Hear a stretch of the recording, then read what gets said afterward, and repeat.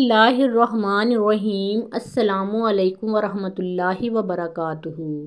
عہد رسالت صلی اللہ علیہ وآلہ وسلم کا ذکر ہے کہ ایک دن ایک صاحب جن کی پیشانی نور سعادت سے چمک رہی تھی، حضور صلی اللہ علیہ وآلہ وسلم کی خدمت اقدس میں حاضر ہوئے اور عرض کی، یا رسول اللہ صلی اللہ علیہ وآلہ وسلم، میرے ماں باپ آپ صلی اللہ علیہ وآلہ وسلم پر قربان، گزشتہ شب میں نے خواب میں دیکھا کہ میں حضور صلی اللہ علیہ وآلہ وسلم کی جبین مبارک کو چوم رہا ہوں۔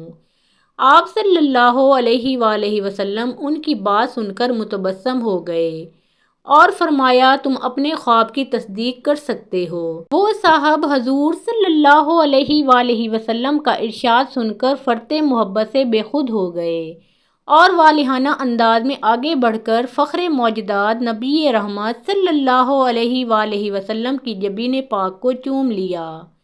دیکھنے والوں کے لیے یہ ایک تحیر خیز منظر تھا۔ وہ رشک کرتے تھے کہ کاش یہ سعادت عظمیٰ ان کے حصے میں آئی ہوتی، لیکن اللہ کی دین ہے، وہ جس کو چاہے اپنے فضل کے لیے چن لے۔ کائنات ارضی و سماوی کی مقدس ترین ہستی شہ لولاک امام الانبیاء نبی رحمت صلی اللہ علیہ وآلہ وسلم کی جبین اطہر پر بوسہ دینے کا شرف عظیم حاصل کرنے والے یہ صاحب حضرت خزیمہ بن ثابت انصاری رضی اللہ تعالیٰ عنہ تھے۔ حضرت خزیمہ بن ثابت رضی اللہ تعالیٰ عنہ کا شمار آسمان ہدایت کے ان درخشندہ ستاروں میں ہوتا ہے کہ جن کی تابانی سے تاریخ اسلام کے اوراق ابد تک جگمگاتے رہیں گے۔ ان کا تعلق قبیلہ اوس کی شاخ بنو خطمہ سے تھا۔ حضرت خزیمہ رضی اللہ تعالیٰ عنہ کو اللہ تعالیٰ نے فطرت صحیح سے نوازا تھا۔ حضور صلی اللہ علیہ وآلہ وسلم کے مدینہ منورہ میں نزول اجلال سے پہلے حضرت مصعب بن عمیر رضی اللہ تعالیٰ عنہ اسلام کے داعیے اول کی حیثیت سے مدینہ آئے تو ان کی تبلیغی مساعی کے نتیجے میں اوس و خزرج کے بیشتر گھرانے سعادت اندوز اسلام ہو گئے۔ حضرت خزیمہ رضی اللہ تعالیٰ عنہ بھی اسی زمانے میں شرف اسلام سے بہرہ یاب ہوئے۔ قبول اسلام کے بعد انہیں بتوں سے ایسی سخت نفرت ہوئی کہ اپنے ایک پرجوش ساتھی عمیر بن عدی کو ساتھ لے کر بنو خطمہ کے تمام بت توڑ ڈالے۔ حضرت خزیمہ رضی اللہ تعالیٰ عنہ کی زندگی کا سب سے تابناک واقعہ وہ ہے جس میں نبی رحمت صلی اللہ علیہ وآلہ وسلم نے ان کی شہادت کو دو آدمیوں کی شہادت کے برابر قرار دیا اور وہ ذو الشہادتین کے منفرد لقب سے مشہور ہوئے۔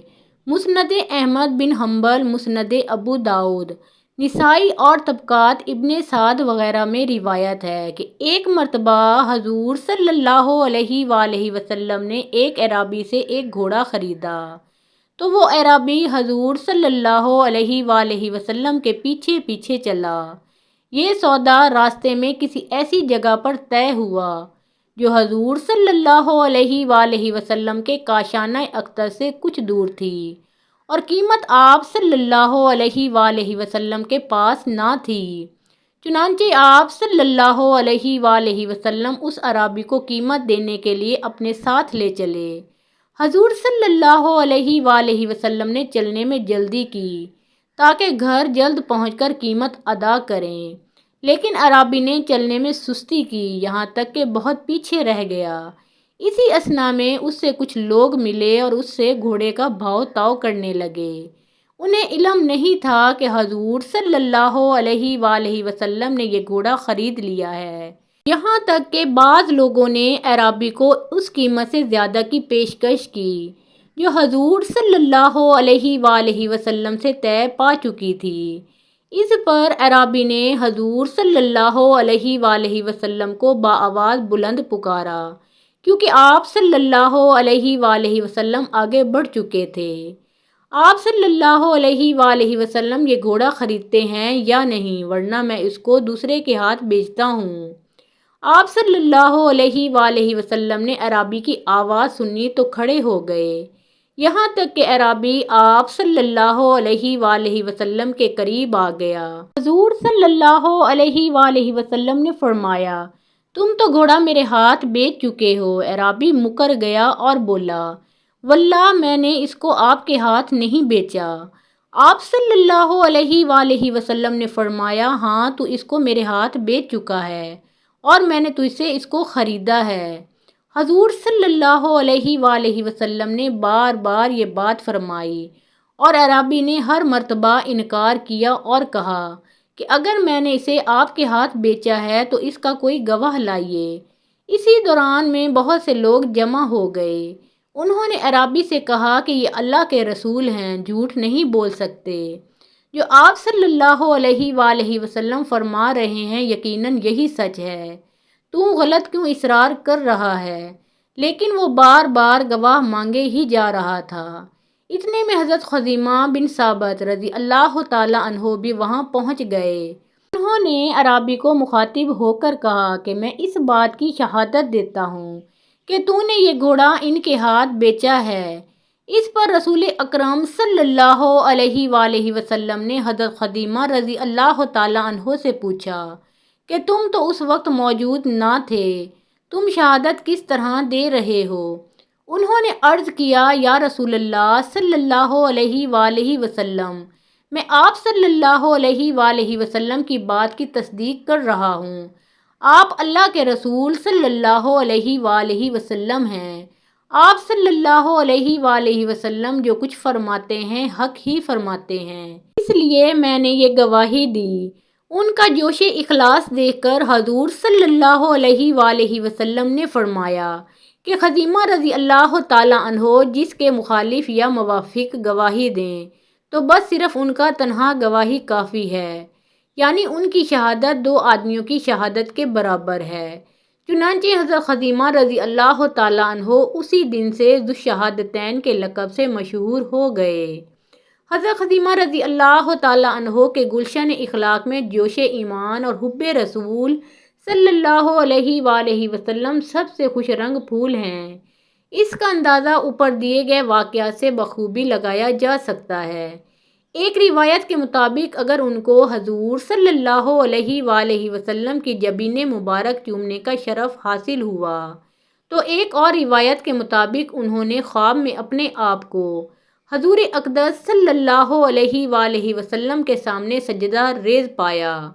بیدار ہو کر حضور صلی اللہ علیہ وآلہ وسلم کی خدمت اقدس میں یہ خواب بیان کیا تو حضور صلی اللہ علیہ وآلہ وسلم نے اپنی جبین اطہر ان کی پیشانی سے مس فرمائی اور فرمایا، یہی تیرے خواب کی تعبیر ہے۔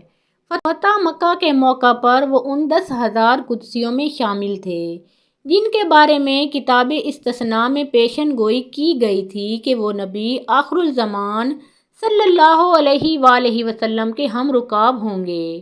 اس وقت حضرت خزیمہ رضی اللہ تعالیٰ عنہ کو خاص امتیاز یہ حاصل ہوا کہ حضور صلی اللہ علیہ وآلہ وسلم نے بنو خطمہ کا علم انہیں مرحمت فرمایا اور یہ علم لہراتے ہوئے وہ اس شان سے مکہ میں داخل ہوئے کہ بنو خطمہ کے 20 مسلح سرفروش ان کے جلوں میں تھے اور ان کے ہتھیاروں کی چمک دھوپ میں نگاہوں کو خیرہ کر رہی تھی۔ حضور صلی اللہ علیہ وآلہ وسلم کے وصال کے بعد حضرت ابوبکر صدیق رضی اللہ تعالیٰ عنہ، حضرت عمر فاروق رضی اللہ تعالیٰ عنہ اور حضرت عثمان غنی رضی اللہ تعالیٰ عنہ کے زمانہ خلافت میں حضرت خزیمہ رضی اللہ تعالیٰ عنہ کے ایام حیات کیسے بسر ہوئے، کتب سیر اس کے بارے میں خاموش ہیں۔ ان کا نام دوبارہ حضرت علی رضی اللہ تعالیٰ عنہ کے عہد خلافت میں منظر عام پر آتا ہے۔